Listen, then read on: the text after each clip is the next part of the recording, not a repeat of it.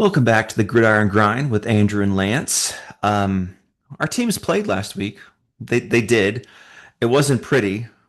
One pulled it out at the end. One just came up short. We'll dig into that shortly. But you're in a different location, Lance. Everything going okay over there? Andrew, I feel like I'm like trying my best to be in a different location like every Every week for few this times. podcast. I feel like it's ridiculous. No, I'm traveling for work this week. I'm in Northern Idaho. So I'm in Coeur Okay. d'Alene. This is the Best Western Plus. So this episode is not sponsored by Best Westerns, just so Maybe everyone gets an someday. understanding. Hey, I'll take it. If they want to throw some money Mhm. our way just to be one of our free or one of our sponsors, then absolutely, There you I'll go. advertise for them all day. You But got a nice room. Looks comfortable. yeah, it's good to settle in for the night. And Hmm. dude, I'm just excited to talk about football, not excited to talk about my Eagles, if that makes any sense.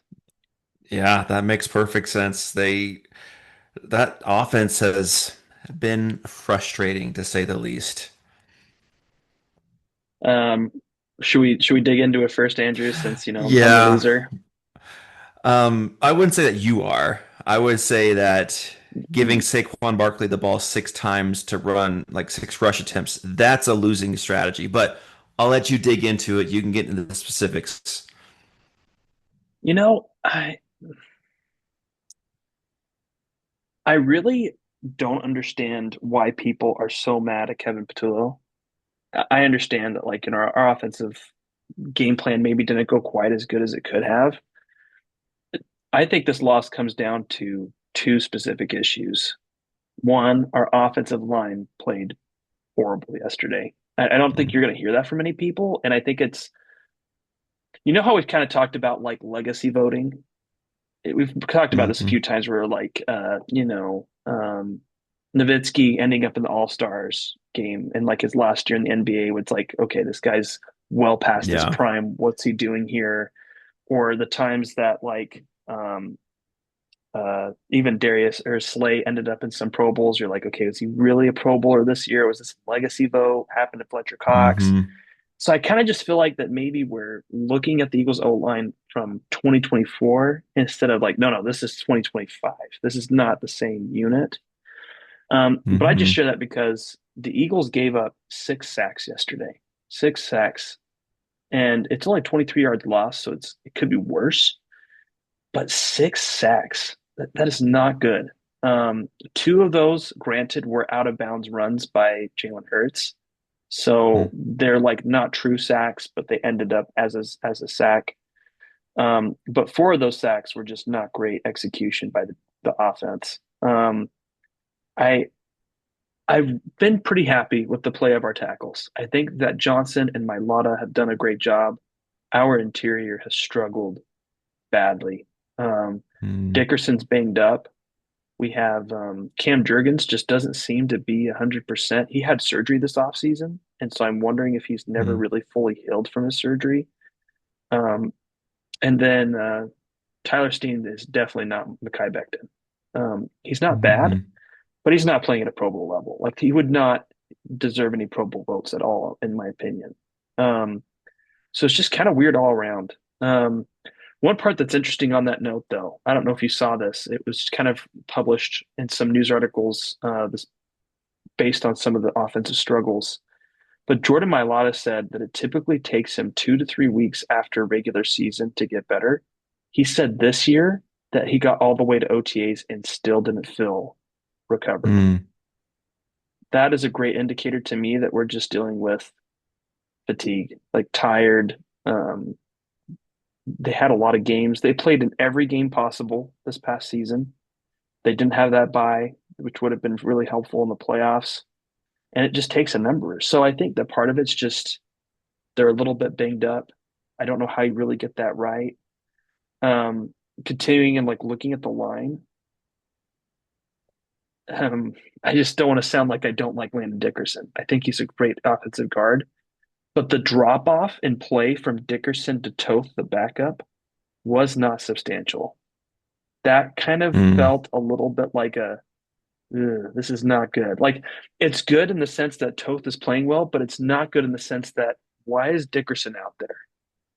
Because that Hmm. means to me there's a clear sign that Dickerson's not playing at full health or even close to full health, and maybe he really should just rest. So that was kind of like one of my key takeaways along the offensive line is do the Eagles look at this game, look at the footage and look at or the film and decide, you know what? We're gonna just shut down Landon Dickerson and put him on the IR. You need to take some time, get right, come back when you're ready, but let's not rush you back because you're clearly not playing at a high level and it's impacting the offense. So that was part of it. So that takes care of the offensive line piece from the game. The other part that I would mention from this game is penalties were a huge issue, man. It was so bad. I mean, just so many. There were several plays I can think of. One in particular is a fourth down where Jalen Hurts throws a beautiful pass to Devontae Smith. Devontae makes the catch, and it's negated by an illegal shift because I believe it was Jahan Dotson and Saquon Barkley were in motion at the same time and then didn't give enough time to set. And it negated, it was like a 30-yard gain. And it was a 4th and 5 or a 4th and 4, got bumped back to a 4th and 9. Eagles decide to punt, and it just changed the game. And if we get that first down, I really think we would score a touchdown, and the game is back in our control. So got to get the mental errors fixed. We also had a huge mistake by Zach Bond, who was trying to help on a tackle and ended up hitting. I can't remember what they called it, if it was unnecessary roughness or hitting a defenseless receiver. I can't remember how they. I think it was unnecessary roughness, but a player was diving forward, was already on the ground, and Bond comes in and hits him. And the crazy part was it wasn't even with his helmet. It was a shoulder hit, and it didn't hit his head. He hit him. It felt like a really fast, um, play. Like it just all happened so fast. I was hoping they were going to give a little grace to Bond on the situation, but they didn't. So that was deeply frustrating. But we had like that all day. Just we had a major false start by AJ Brown on one play that negated a huge gain. Just yeah, all around, lots of real head scratchers. What's going on here? Where's the discipline? Why are we not playing disciplined? The last example I'll give, and AJ Brown firmly denies that this happened, but there's a deep throw for him, and it looks like he just gives up on the play. And when he Hmm. realizes the ball's coming for him, he picks up his speed again, but he's off by about 2 or 3 steps. So it looks like if he would have ran full speed, the ball would have been exactly where it needed to be. It would have been a touchdown. I mean, there was no one by him. There was like a 3 to 4 yard separation with the end zone completely in front of him. So lots of weird moments. I'm not overly concerned about the team right now. I think that I think they'll rebound, but my antenna's up, Andrew. Slightly Hmm. worried. And you guys played a really good defense. You know, you give credit to the Denver Yeah. Broncos. They haven't really played like a number one defense, but they have a ton of talent on that team. They might be pound for pound if you compare it the most talented defense in the NFL right now. And that I don't think that's like crazy talk because they got a lot of dudes on that defense and their D line, I think they have the most pressure of any team. So you guys giving up 6 sacks to them is not justified. It's never justified, but it's more understanding that that team you got 6 sacks on because they're relentless and they got dudes everywhere. And it's true. You know what? We kind of talked about this earlier with their the games previously they had. How much is it really a sign of success, or how much is it a sign of you should be worried? And they had four Hmm. tough quality opponents. The Dallas Cowboys are back at 500. The Kansas City Yeah. Chiefs look better than what they did the first couple weeks, and it looks like a quality win. The Buccaneers just beat the Hmm. Seahawks yesterday in a huge win. That was a Um, game. That was a game. it was, and the Rams, they're a good team too. So we'll see what it Hmm. means. I don't read too much into the defensive struggles as far as to say, or the struggles against the Broncos defense and think, oh, it's just because they're a good defense. I think there's legitimate issues we have to work through. Yeah. Um, so I mean, it could go a lot of ways. Sometimes it's nice to have those games where you lose to just get right and decide. as a team. You know, these are Hmm. actually real problems. We can't just look past them. But I'm also toward because I think there's something to argue and say that sometimes it really is just better to win. Just get the W and quit moaning Yeah. about it if it doesn't look good as a fan, because at the end of the day, the W's are what determine who is in what spot for the playoffs. And it also doesn't hurt that your next opponent is the Giants. Yeah. That Uh, helps. yeah. Oh, a couple of defensive notes if I can share those real quick. Yeah, absolutely. Um, I was really impressed by Aziz Ojulari.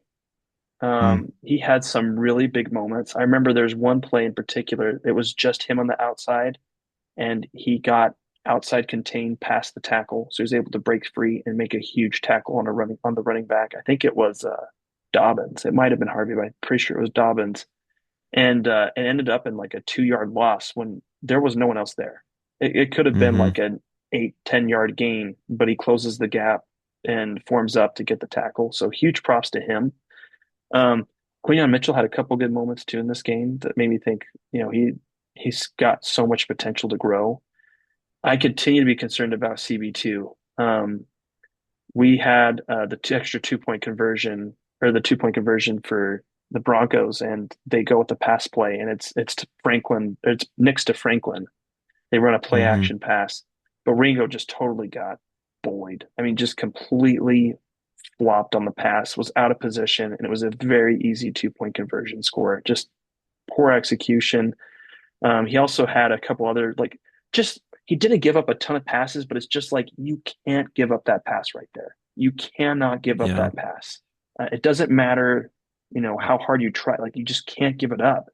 And it happened again and again towards the end of the game. So that was really frustrating. And the other part too that I'm starting to wonder is how healthy Jalen Carter is. He did not look right yesterday, and Mm. it's really hurting the team because they're kind of looking at Jalen as the focal point of the defensive line, and he's not playing an all pro level right now. He's been good.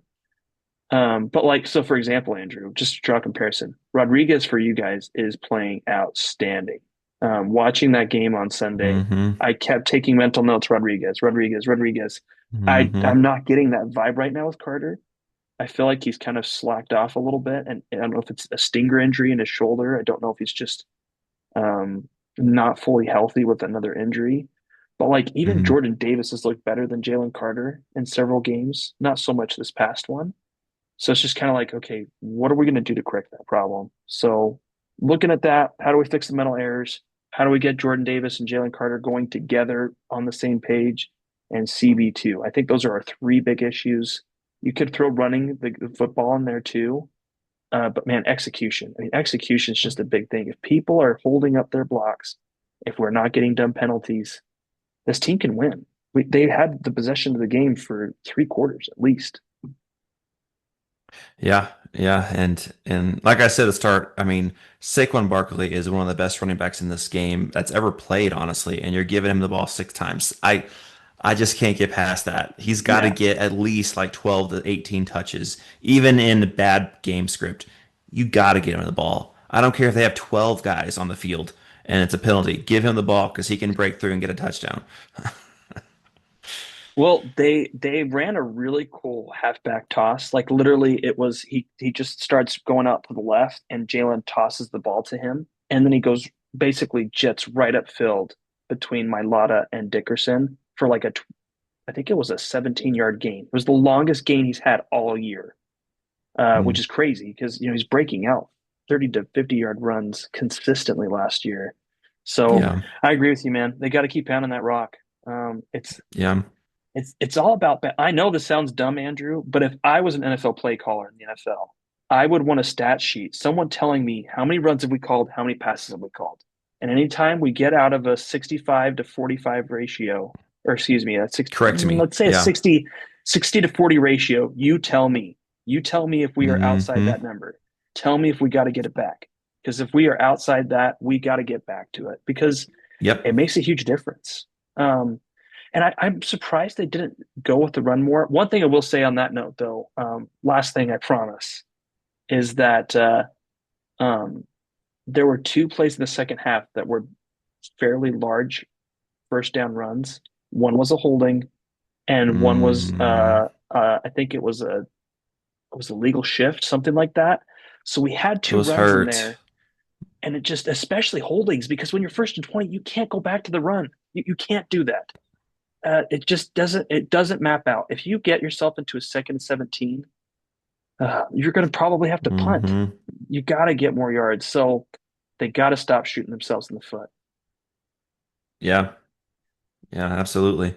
And like I said, they have a good get right game coming up on their schedule. A good get right game. I'm excited for it, Andrew. We better spank them. Like this better be a whooping. I don't want a Hmm. repeat of 2023 Eagles Christmas game against the Giants. No, I want a Hmm. thorough destruction of that team. So Um, what if you guys get like a 20-14 win? How would you feel? I think it depends. Let's say they go into the fourth quarter and it's like if it's a 7-20 game, I would feel okay depending on how we got there, but that's definitely not good enough. No, no, I'm looking for a solid win. That the Eagles fans deserve that. Like a 33-13 or something like that. Oh yeah. I mean, what was that first score from last year? Do you remember what that score was?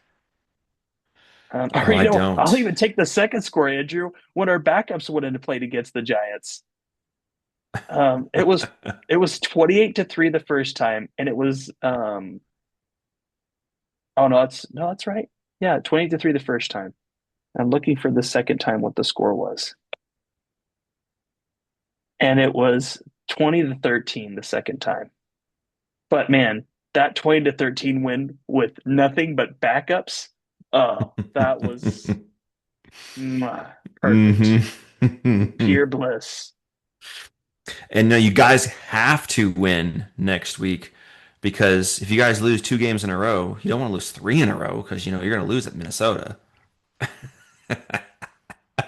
Listen, I'll take my Eagles any day over Carson Wentz if they get the chance to play him. The Eagles will always be fired up to play Carson Wentz. That's got storylines written all over it if that happens. What's the Sunday night football game in 2 weeks, Andrew? I don't know. Let's see here. Falcons 49ers. It's possible, I you don't I know. don't think that they can flex games out this early. I think there's like rules. I think it's usually like after week 9 or 10 that they can start flexing games. But I could be wrong on that. You can flex an NFL Sunday night game between weeks 5 to 17. 5. Okay, well, we're there. But you're only limited to two between weeks 5 and 10. So that's the problem. Hmm. But it's worth it. Listen, NFL, It it's is. worth it.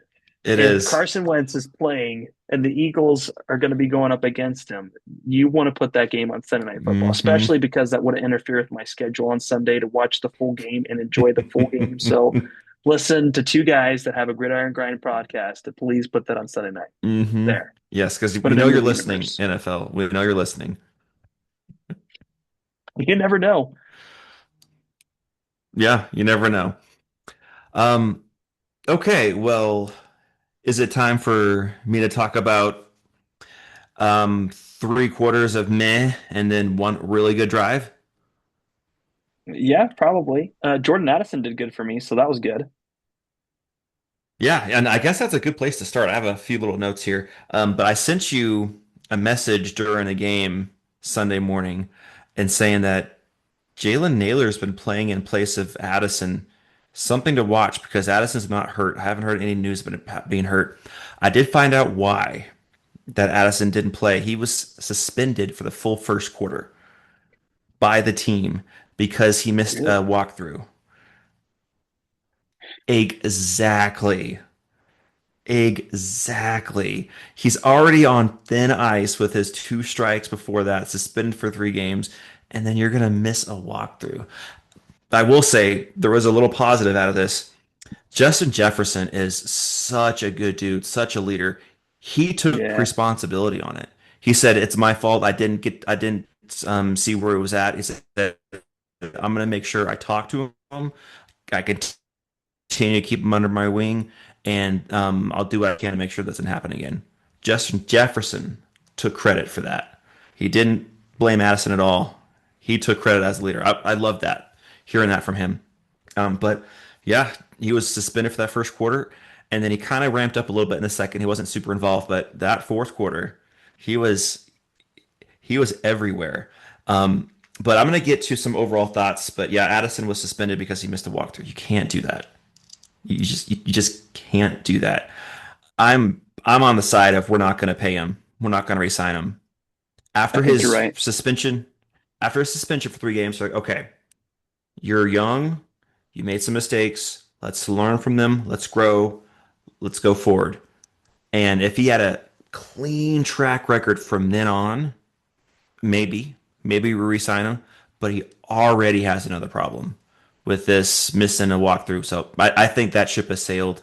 I think he still has 1 or 2 more years left. I would not be surprised if maybe not next year, but the year after we look at trading him for like a third round pick or something. Because well, actually, he's probably worth more than that. But anyway, I just don't think we can do that.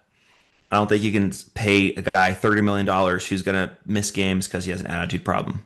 I I don't think we can do that. But to get back to the game, the first thing I want to talk about after Addison is our O line.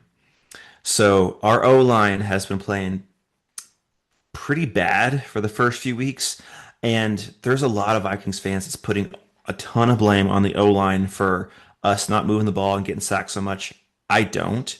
I put more of the blame on the play calling and on the quarterback holding the ball too long. The O line has definitely had some issues. They were leaky. They got pressure when they shouldn't got pressure, but you have to know what you have and get rid of the ball and change your play calling a little bit. And they did that in this game. And the O line looked pretty good, even with only one starter playing the whole game. Our right guard, Will Fries, played the whole game. Christian Darrisaw, our left tackle, was on a pitch count apparently, and he missed that final drive where we score the touchdown and take the lead. He missed that whole drive because he hit his limit of his pitch count as far as plays. Because it's crazy to think that he had tore his ACL in week 8 last year, and he's already playing football in week 2. That's wild. That's a quick recovery, and so they're slowly ramping him up. So he was on a pitch count. I get it, but he didn't play in that final drive. So we are down to our backup right tackle, Justin School, who is bad. He's our O lineman that is just plain bad. We are down to our third string center, who is actually our backup left guard, and Blake Brandel. We were down to our third string left guard, undrafted rookie Joe Huber, and then Christian Darrisaw played a majority of the game, but then he was replaced by Walter Rouse, our backup left tackle. Mm. It was just a crapshoot. And yet, if you watch that game, you did not see that offensive line get beat. They had slow deaths over and over and over again, which is what you want on your O line. And there was a couple times where the pocket collapsed and Carson tried to escape, but he's not quite like he used to be with his athleticism, and he just couldn't get out of there. And he would get sacked or get tackled for just a couple yard gain. He was close to escaping, but he just couldn't quite outrun the defense. So there was a couple times the O line got collapsed, but they're playing against one of the best D lines in Mhm. football. And I just want to tell you a stat here. So I got the game pulled up, and they're playing against possibly the best edge rusher in Miles Garrett. Him, Micah Parsons, Trey Henderson, Aiden Hutchinson, all of them are bundled into one. You can pick either one, and I won't argue with you. But Miles Garrett is in that bucket. He's incredible. I'm looking at his numbers here, and yeah, that's zero sacks. He had 0 sacks against Justin School and Walter Rouse. That right there is scheming and game planning. The online did their job, but KOC, I'll give him a ton of credit because he had tight ends and running backs chip Miles Garrett all game long. There was a stat that said that this was the second most percentage of like chips and help against Myles Garrett in his whole career. Which I mean, that's the coach saying, I'm not letting 95 beat us. Carson Wentz got sacked 3 times, but not by Myles Garrett. It was collapsing the pocket, him not quite escaping. There was one time where the O line had a miss block on a D tackle and he just came straight through the gap. Okay, we have third string guys playing. That happens, but if that's the only time I saw the offensive line fail, that's phenomenal. And that goes to they played well and the play calling. And with that play calling, I think that KOC almost pitched a perfect game. And it's funny because at his press conference at the end of the game, this is after a win. He is asked kind of about that. Like, we noticed that your play calling was a little different because it has something to do with your offensive line, playing a good defense. How do you feel about how that game was? And he hated having to call that play calling like he did. It was driving him crazy because his response was something like, well, you got to do what you got to do to win a game. That's pretty much what he said. And he's the type of guy that expounds on everything, like tells you deep, detailed details on everything. And that's all he said about on that question. It killed him to his core to call that game short passes, run game, play action, bootlegs. There were some fancy play calls in there, but he was not hunting downfield. And that killed his heart. It crushed his heart.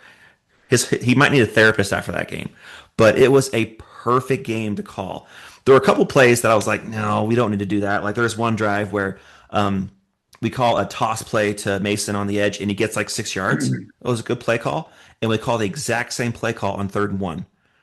I'm like, no, you can't do that. And it was the exact same formation. He calls a toss to him, and the Browns are there to swallow him up. No gain. We have to punt. So he had a couple times like that, but overall, his play calling was phenomenal. Get the ball out quick.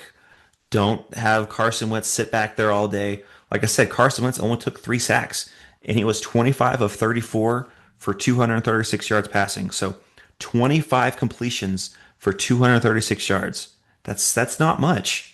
He was just dinking and dunking, little there, little here. But he did what he had to do. Now, Cam Akers, he did average 32 yards a pass. Yes. That was Kevin O'Connell saying, "Okay, I'm done with this running the ball and throwing some short passes. I got to do something." And he pulls that out of his hat, and it worked brilliantly. I mean, I guess the Browns didn't see that we're playing the Wildcat, and I guess they're concerned that Cam Akers is going to run the ball, which that was Cam Akers' only snap all game. So I think that's more on the Browns defense not knowing what to do other than the play call because it was a anyway. That was awesome though to see that on a first touchdown. But I just got to give so much credit for this game to the O line for holding up. They look like a professional O line. Did they look great? No, but they look like a professional O line. And something that I'm watching. So Ryan Kelly, our starting center, has been put on IR because of his concussions. His career might be done. I don't know. We'll see how that goes because you don't play around with concussions, and he had 2 in 3 weeks, and that's his 5th concussion in his career. So he might be done. He has decisions to make with his family, but he's on IR, so he's at least going to miss the next 4 weeks. Our backup left guard, Blake Brandel, he played a really good game at center. I think he needs to be our center. I don't think it needs to be our actual backup, who his name is Michael Jurgens. I think it needs to be Blake Brandel because Jurgens isn't as strong and Mhm. he just hasn't played well. Brandel played a really good game. There was only one time where he had a bad snap. It was low and Wentz had to go down and grab it, but it ended up being a good play. Wentz got it. But he had a really good game at center. I was impressed. And Donovan Jackson is going to come back after the bye, most likely. Brian, I know maybe he has a MCL sprain, so he's kind of week to week. We'll see. But if Brandon plays at center and we have the rest of our guys back and healthy, this O line's back to being pretty good, even if Ryan Kelly can't go. So I was thrilled about the O line. I was thrilled about KOC's play calling. It was great. It's what we needed for a long time. And that last drive specifically, man, Carson Wentz played probably his best quarter of football his whole career. Mhm. He was 9 for 9 for like 74 yards and a touchdown. Every play he had to make, he made it. Got out quick, threw a deep ball to Justin Jefferson. Jefferson had 123 yards. He was killing it on 11 targets. But that pass to Jordan Addison in the end zone, that was a professional pass. That wasn't easy. He threw that ball in between two guys. One guy was underneath Addison, one guy was above Addison.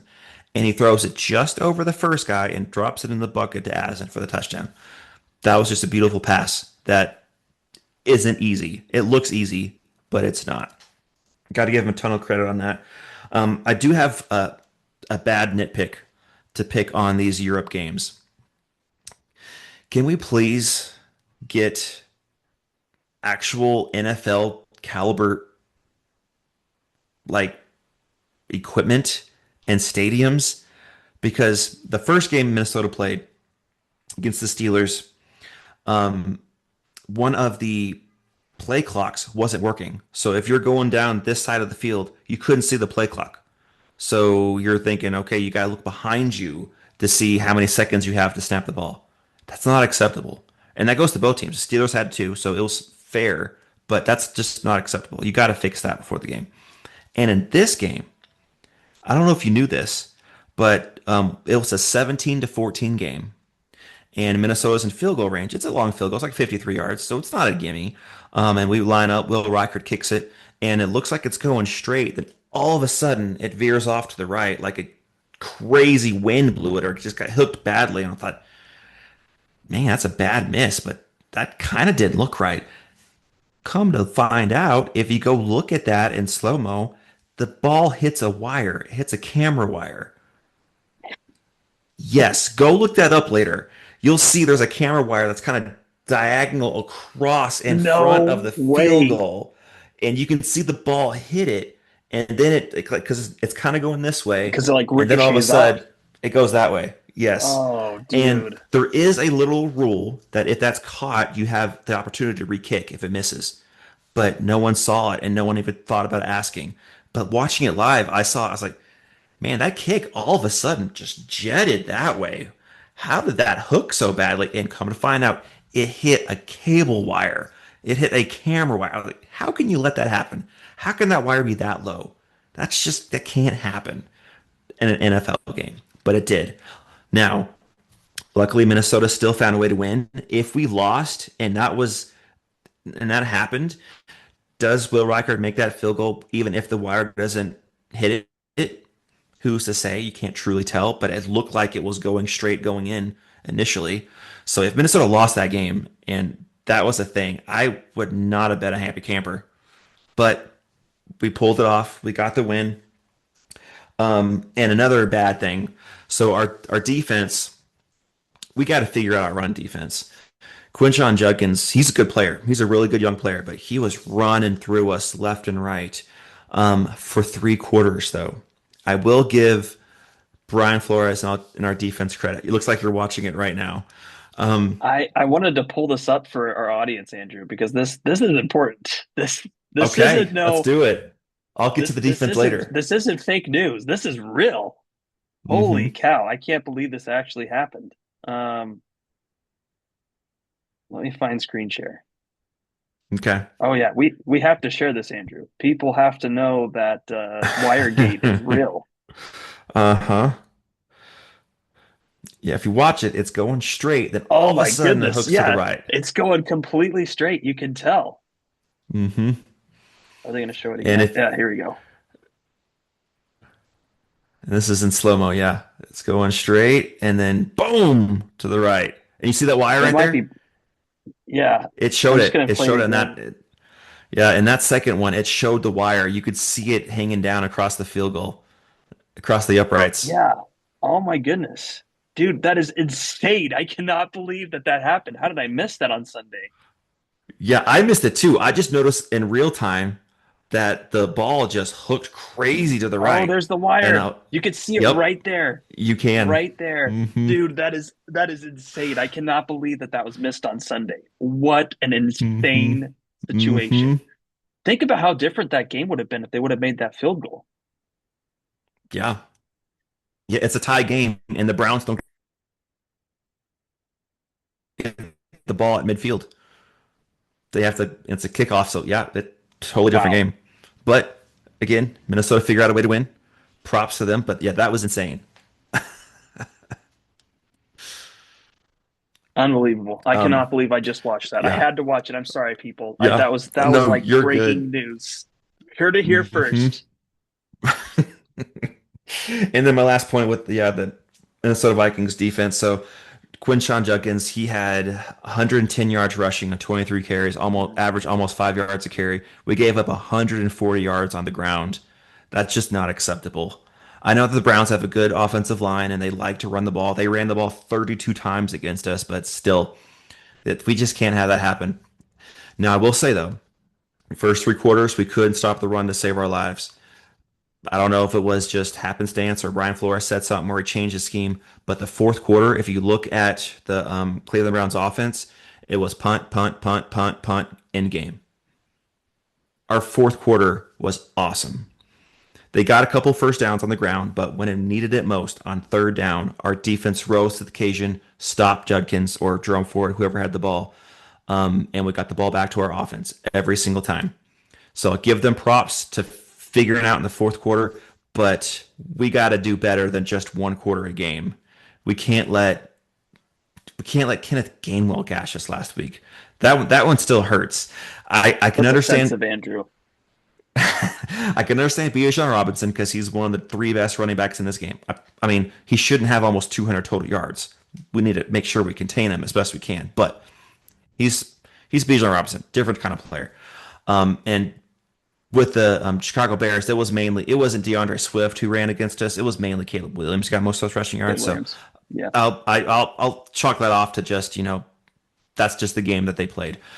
But with Kenneth Gainwell gets over 100 yards, and now Quinshawn Judkins, who is a really good player. I'm not going to say he's not, but he's still a rookie, and you have a rookie quarterback you're playing, so you know they're going to run the ball. You got to stop it, and they just didn't for three quarters. The fourth quarter they did when it mattered most, but it just it just didn't work. I will say we are recording this during the Jaguars Chiefs game, and the Jaguars just took the lead with 20 seconds left. This is Wait, interesting. the Jaguars just took the lead? Yeah, they're up 31 to 28 with 23 Oh seconds my left. goodness. Did they return a kickoff? I don't know. Let me go to the game. No, it was a Trevor Lawrence pass. No, Trevor Lawrence Wow. rush. He has two rushing touchdowns in this game. Wow. Mm-mm-mm. Now, I will I say might have this to. is Patrick Mahomes. He has 23 seconds left. He has all three timeouts. There's plenty of time for him to go kick a field goal, but that's wild. Oh, so part of the problem was Andrew is Kansas City kicked the ball but kicked it out of bounds. Mm, you can't have that.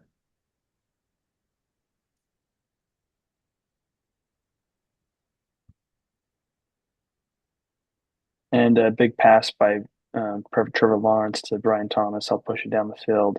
So interesting stuff, man. Well, props to the Jaguars. That's a big deal.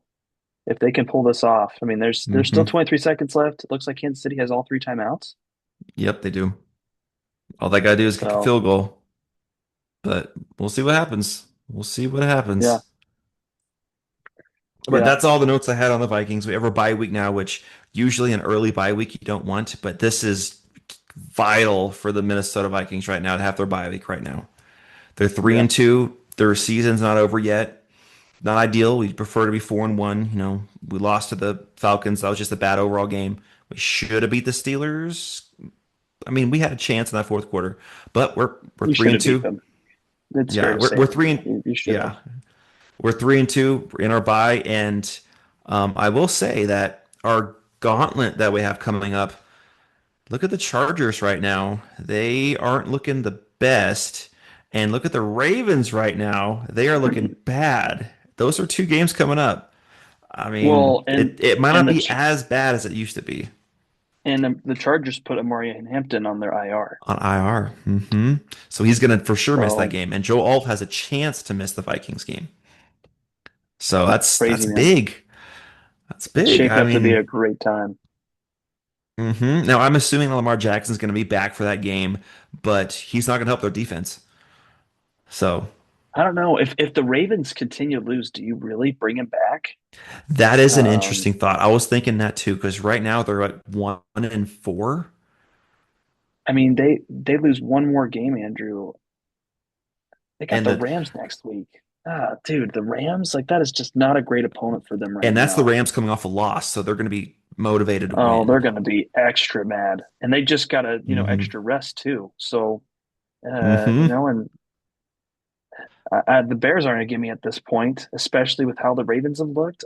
I don't know. By the time Hmm. the Vikings get to them, I'd really wonder if they're really going to want to push Lamar Jackson or do you just shut him down?